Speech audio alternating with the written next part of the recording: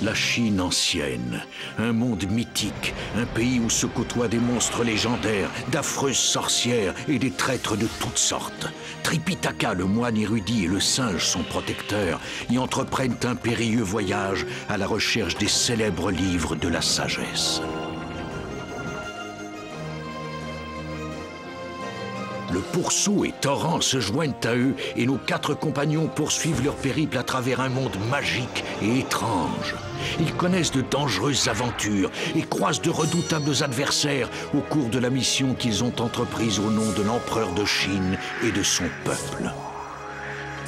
La légende du singe roi, un des plus beaux récits qui nous soit parvenu de Chine. Une expédition comparable à nulle autre. Épopée vers l'ouest.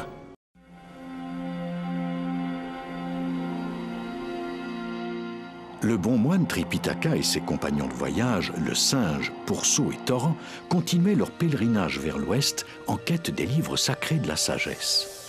Ils approchaient du célèbre temple de la montagne de longue vie, où, à l'ombre du mystérieux grand arbre millénaire, le sage immortel Chen Yuan-Tzu jouait de la cithare.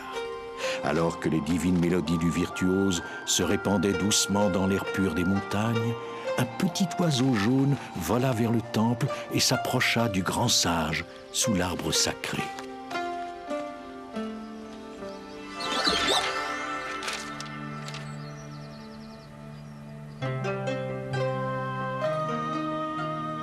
Vent d'été, clair de lune. À votre service, maître. On m'a fait l'honneur de me demander de voler jusqu'au palais de Milo, où je prendrai le thé en compagnie du Bouddha céleste. Oui, maître. Donc, lors de mon absence, vous recevrez la visite du bon moine Tripitaka et vous lui ferez de ma part l'offrande suivante, de fruits provenant de l'arbre ancestral. Vous m'avez compris? Oui, maître.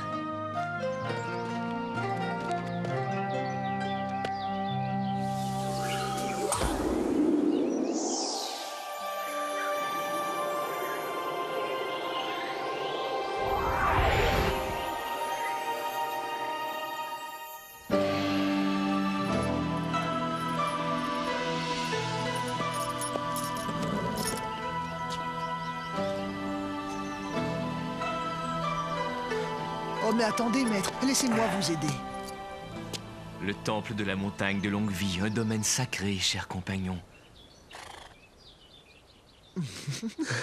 Ben ne m'en veuillez pas, mais j'ai plutôt l'impression que c'est le genre d'endroit où les gens se donnent des airs et font semblant de croire au sacré.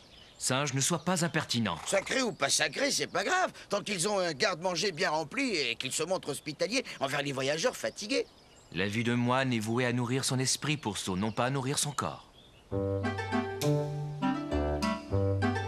Elle s'aime bien, on dirait.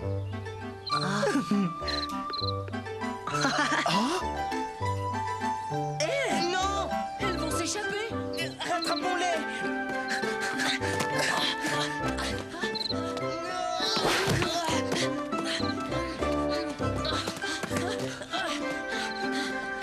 Vite! Il faut les rattraper!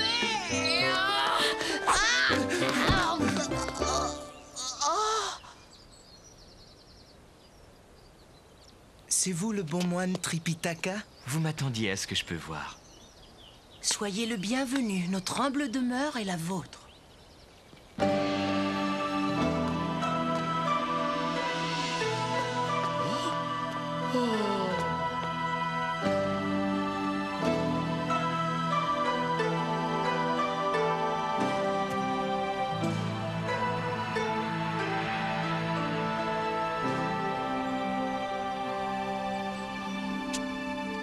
Nous avons une pièce privée où vous pourriez prier en paix. C'est gentil de votre part de me l'offrir, je vous en remercie. Vous trouverez derrière la 5e porte du long bâtiment, à gauche du jardin, une grande salle de méditation. Par votre généreuse hospitalité, vous faites honneur à ce temple. Suivez-nous, je vous prie, tout est prêt.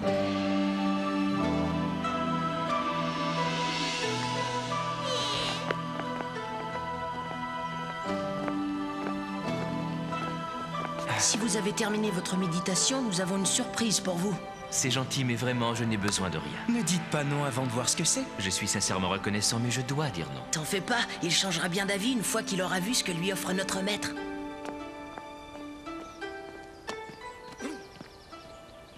Mon maître nous a dit de vous offrir 2 fruits de l'arbre sacré. Ils ne peuvent être cueillis qu'avec le maillet d'or. Ah ah! Voici le présent qui vous attendait, maître. Les fruits de l'arbre sacré. Ne sont-ils pas magnifiques? Oh, mais qu'est-ce que c'est que ça? Je ne peux accepter une telle offrande. Je crains ne pas être digne de manger les fruits de l'arbre sacré. Mais ce ne sont que des fruits. Regardez, ils sont mûrs, vous n'avez rien à craindre. Oh, je ne mérite pas de m'en nourrir. Ils sont délicieux, croyez-moi, et puis vous devez être mort de faim. Prenez-les, je vous en prie. C'est vraiment très généreux, mais je dois dire non. Enfin, vous devriez au moins y goûter. Je vous rappelle que ces fruits sont uniques au monde. N'insistez plus, je n'y toucherai pas. Bon, eh bien tant pis alors. On ne vous oblige pas à les prendre. C'est dommage maintenant qu'ils sont cueillis. Ouais. Écoute, on n'a qu'à les manger nous-mêmes.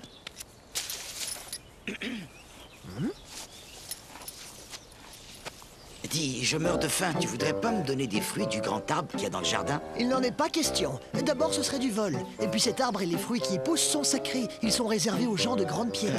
Mais j'essaie d'être pieux. Il y a une énorme différence entre essayer d'être pieux et l'être réellement, Badger. Autrement dit, je ne mérite pas que tu cueilles un fruit pour moi. C'est bien ça? Ou alors tu as la trouille? Bon, je veux bien, mais seulement cette fois-ci, d'accord?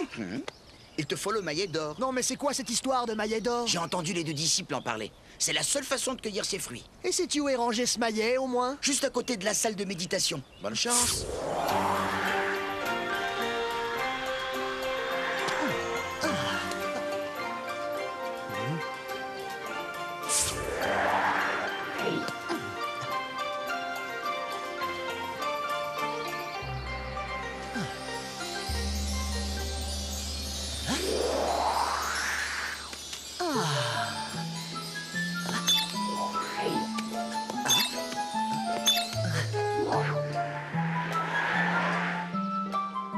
Tu es encore dans la lune, Pourceau. À quoi est-ce que tu penses? Oh, à mon estomac. Ça y est! Mais qu'est-ce que c'est que ça? Des fruits de l'arbre sacré. Quoi, mais ces fruits sont très célèbres. Toute ma vie, j'ai entendu parler de l'arbre millénaire et sacré de la montagne de longue vie. Mais jamais j'aurais imaginé avoir un jour la chance de pouvoir goûter à un de ces fruits. Eh bien, je pense que ce jour est venu, Torrent. J'en ai pris un pour chacun de nous. Bon alors, qu'est-ce qu'on fait? On mange ou on cause?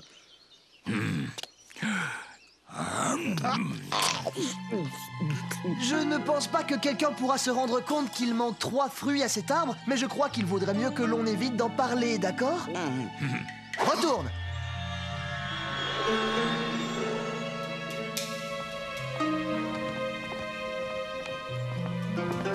Regarde, le maillet d'or a disparu. Hein? Vraiment, c'est bizarre, ça Vendetté. Je l'ai remis à sa place après avoir cueilli les fruits.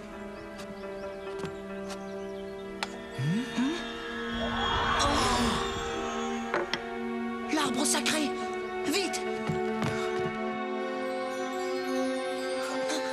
Regarde, quelqu'un a volé 3 fruits! 1, 2 et 3.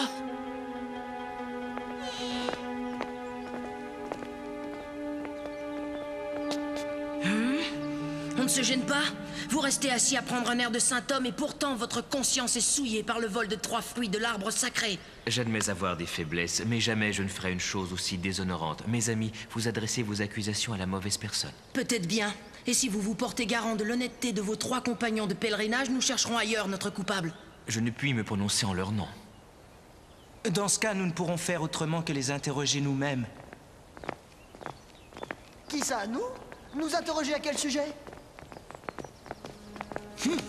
3 fruits ont été cueillis des branches de l'arbre sacré dans le jardin du temple. Saurais-tu quelque chose à ce sujet? Bah oui, et c'est moi qui les ai pris, maître. Je suis sincèrement désolé si le geste que j'ai porté vous a causé des embêtements, mais nous voulions savoir quelle saveur avaient ces fruits sacrés. Nous ne voulions pas faire de mal.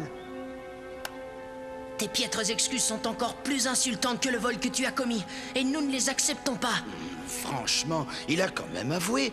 Qu'est-ce qu'il faut faire de plus ici pour se faire pardonner? Vous êtes vraiment dur. Nous te pardonnerons si tu le demandes de façon sincère. Oh! Ne me parle pas sur ce ton. Tout ce que j'ai dit était sincère. Ah! Autrement dit, en plus d'être un voleur, tu es un menteur. Assez, petit singe, c'est une chose grave que d'avoir dérobé les fruits sacrés. Si tu souhaites réellement que nos hôtes voient que tes excuses viennent du cœur, tu devras demander leur pardon de façon repentante, honnête et humble. Mon maître, vous n'êtes pas juste envers moi. Si tu désires demeurer mon compagnon, petit singe, tu devras m'obéir. Petit singe, peut-être que tu fais avaler à ton maître tout ce que tu veux, mais sache que nous ne marchons pas. Tu n'es pas repentant et nous le savons.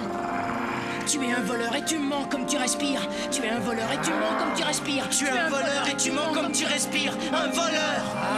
Le singe, ne pouvant en supporter davantage, entra dans une colère incontrôlable.